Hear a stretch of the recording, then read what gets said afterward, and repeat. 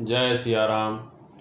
त्रिजटा नाम राक्षसी एका, राम चरण रति निपुण विवेका। रामायण का यह एक ऐसा पात्र जिसकी चर्चा बहुत कम होती है। त्रिजटा लंका में अशोक वाटिका जहाँ माता सीता जी बैठी रहती थीं, वहाँ उनकी रखवाली के लिए नियुक्त थी। त्रिजटा को सीता जी ने बड़े प्रेम से माँ कहा था। यह सौभाग्य और किसी को कभी नहीं मिला। सीता जी ने त्रिजटा से न केवल अपनी व्यथा सुनाई, बल्कि चिता जलाने के लिए मदद भी मांगी। त्रिजटा ने माता सीता को समझाया और मनाया, ठीक उसी तरह जैसे एक माँ अपनी बेटी को डांटकर प्रेम से समझाती है। ये अवसर भी किसी और को नहीं मिला। भगवान श्री राम को अवतार और सीता जी को उनकी शक्ति बताया गया है। परम शक्ति भी किसी से सहायता मांगे, यह प्रसंग आप लोगों को कहीं नहीं मिलेगा। ऐसे वर्णन मिलते हैं कि त्रिजटा एक राक्षसी थी, रावण की सेविका थी, लेकिन बाद में उसका एक आदर्श स्वरूप देखने को मिलता है। त्रिजटा के पूर्वज शुरू से ही लंका राज्य के सेवक रहे थे। त्रिजटा ने भी कुल परंपरा के अनुसार रावण की सेवा की। वृद्धावस्था आने पर उसे एक आरामदायक और सम्मानित पद दिया गया। वह अशोक वाटिका में तैनात स्त्री पहरेदारों की प्रमुख बनी। यह अशोक वाटिका राजकुल की स्त्रियों के विहार और मनोरंजन के लिए बनी थी। त्रिजटा का ये नाम क्यों पड़ा? दरअसल उसमें 3 विशेषताएं थी। वह ईश्वर और उनके अवतारों में विश्वास करती थी, अपने कार्यों में अति कुशल थी, उसमें अच्छे बुरे का विवेक था। अपने इसी गुणों के चलते वह राक्षसों की भीड़ में बिल्कुल अलग दिखती थी। लंका के लोग व्यंग से उसे त्रिजटा कहते थे। राजकुमार विभीषण का प्रगाढ़ प्रेम उस पर था, अतः उन्हें विभीषण की पुत्री भी कहा जाता था। लंका में ऐसे लोगों की संख्या कम नहीं थी जो रावण से नाराज थे। राक्षस अविंध्य, ऋषि विश्रवा, मंत्री माल्यवंत, महर्षि पुलत्स और विभीषण आदि लोग रावण की नीतियों के खिलाफ थे। परंतु ये लोग रावण से असहमत क्यों थे? क्योंकि रावण शक्ति के मद में पूरे विश्व से शत्रुता करता जा रहा था। उसने अयोध्या के सम्राट अनरण्य की हत्या की, देवराज इंद्र को बांधकर सरेआम अपमानित किया, महादेव के निवास स्थान कैलाश को उठाने की कोशिश की, सौतेले भाई कुबेर के पुत्र वधू पर अत्याचार किया, अपनी सगी बहन के पति काल के सम्राट विद्युत जिह्वा को मारा। रावण को ये सनक थी वह संसार की हर अद्वितीय वस्तु को लंका लाएगा। अपने पति की मृत्यु से विचलित उसकी बहन ने इसी को आधार बनाकर उसे सबक सिखाने की सोची।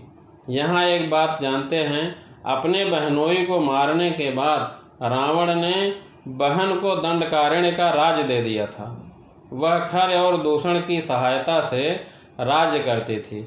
हाथ पैरों के नाखून बढ़ाते जाने के कारण उसे आदिवासी लोग शूर्पणखा भी कहते थे। अपने वनवास के दौरान जब राम जी दंडकारण्य पहुँचे तो शूर्पणखा ने उनसे शत्रुता कर ली। युद्ध हुआ, खरदूषण मारे गए। अब मौका मिल चुका था, वह लंका पहुँची। भरे दरबार में रोने धोने और रावण को फटकारने के बाद कहा, सीता सभी गुणों में एक अनन्य स्त्री है। ऐसा लगता है जैसे उसे खुद विधाता ने गढ़ा है। वह करोड़ों नारी रत्नों से भी बढ़कर है। उसे रावण के पास लंका में होना चाहिए। रावण की मति मारी गई। सीता जी का हरण हुआ। उन्हें अशोक वाटिका में रखा गया, जो अंतःपुर का ही एक हिस्सा थी।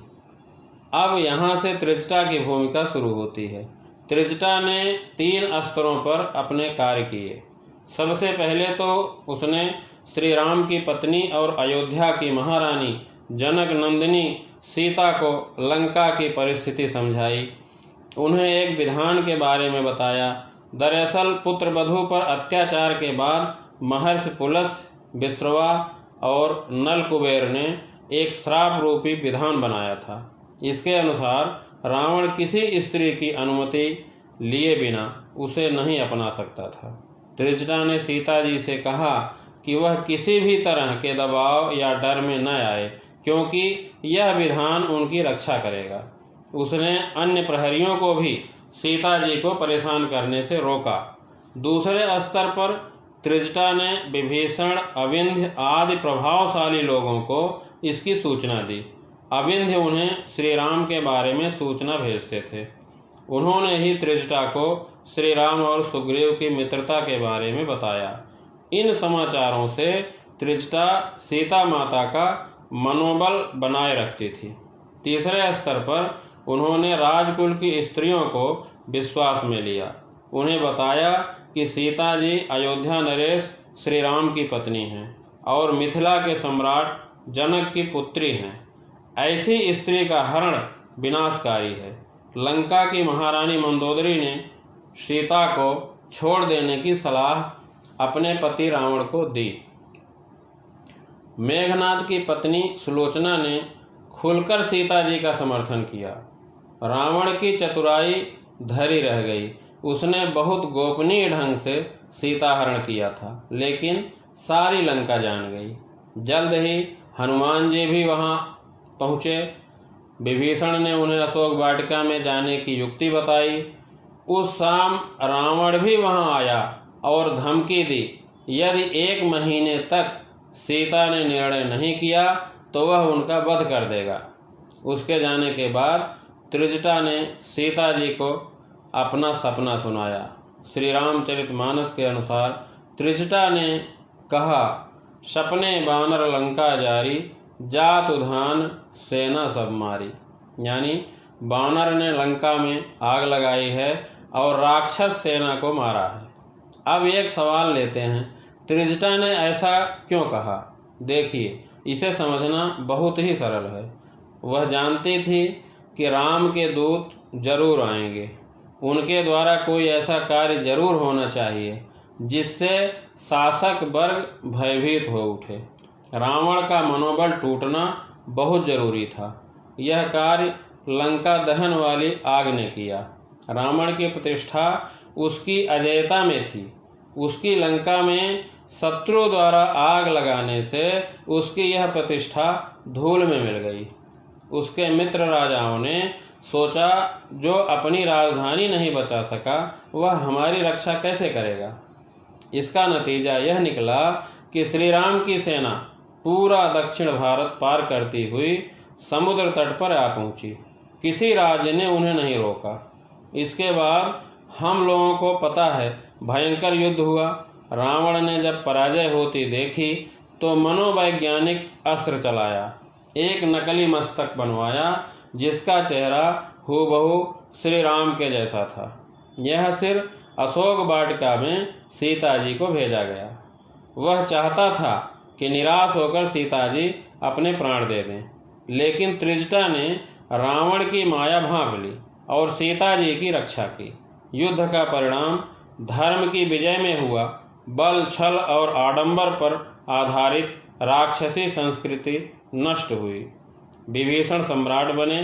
सत्ता परिवर्तन के उस दौर में त्रिजटा का कोई जिक्र नहीं आता। लंका के तमाम निवासियों ने नगर के बाहर जाकर राम जी के दर्शन किए। त्रिजटा नहीं गई। शायद वो इस बात से दुखी थी कि सीता जैसी सत्य स्वरूपा स्त्री को अग्नि परीक्षा देने के लिए कहा गया था। इसके बाद त्रिजटा के बारे में हमें कुछ स्पष्ट संकेत नहीं मिलते। इनसे पता चलता है कि त्रिजटा ने अपने आप को धर्म और अध्यात्म में लीन कर लिया। जो भी हो, माता सीता को त्रिजटा याद रही। एक कथा में मिलता है कि श्री राम और माता सीता त्रिजटा से मिलने लंका भी आए। त्रिजटा ने काशी में रहकर महादेव की भक्ति करने की इच्छा जताई और ऐसा ही हुआ। कहते हैं काशी में आज भी त्रिजटा का एक मंदिर है। यह मंदिर काशी विश्वनाथ के पास है। साल में एक दिन यहाँ त्रिजटा की विशेष पूजा होती है। सुहागिन स्त्रियों द्वारा यहाँ सब्जियाँ चढ़ाकर अपने सुहाग की मंगल कामना की जाती है। त्रिजटा की कथा बताती है कि परम शक्ति के साथ जुड़ाव और अच्छे लोगों की मदद करना कभी व्यर्थ नहीं जाता। माता सीता की मदद करके न केवल उसने अपने पूर्व जन्म का प्रायश्चित किया, बल्कि श्री राम की विजय में भी सहायक बनी।